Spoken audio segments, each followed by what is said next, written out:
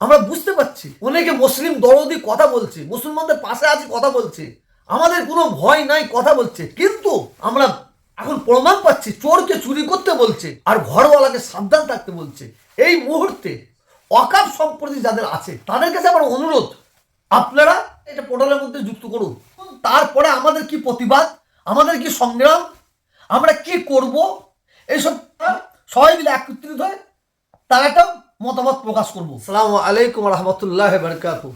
ভারতবর্ষ সহ বিশেষ করে পশ্চিম বাংলার মুসলিম ভাইদের কাছে, উচ্চশিক্ষায় শিক্ষিত মা বোনেদের কাছে আমি অনুরোধ করছি, আমি এবং আমরা সকলে জানি ওয়াকাফ সম্পত্তি হচ্ছে মুসলিমদের বাবার সম্পত্তি। এই ওয়াকাফ সম্পত্তির উপরে কেন্দ্রীয় সরকার হস্তক্ষেপ করছে। এই মুহূর্তে আমি প্রত্যেকটা মাদ্রাসা, মসজিদ, কর্মস্থান, ঈদগাহ কমিটি প্রত্যেকের আমরা দাবি, এই মুহূর্তে আপনারা আপনার এলাকার যে ওয়াকাফ সম্পত্তি আছে, আর মাত্র 4 দিন টাইম আছে, এটা পোর্টালের মধ্যে আপনারা যুক্ত করুন। এই মুহূর্তে পোর্টালের মধ্যে যুক্ত না করলে আমাদের সামনে আরও বিপদ আছে।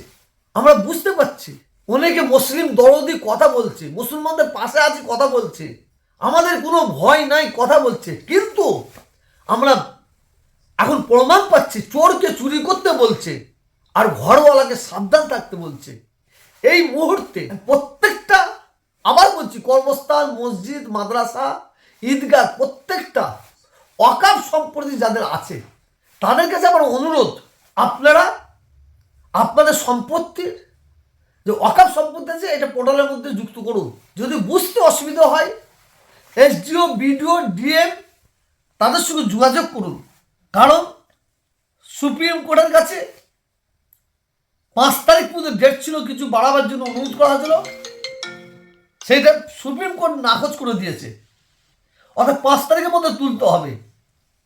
আপনারা আগে তুলুন, তারপরে আমাদের কি প্রতিবাদ, আমাদের কি সংগ্রাম, আমরা কি করব, এইসব নিয়ে পরে আমরা সবাই মিলে একত্রিত হয়ে তার একটা মতামত প্রকাশ করব।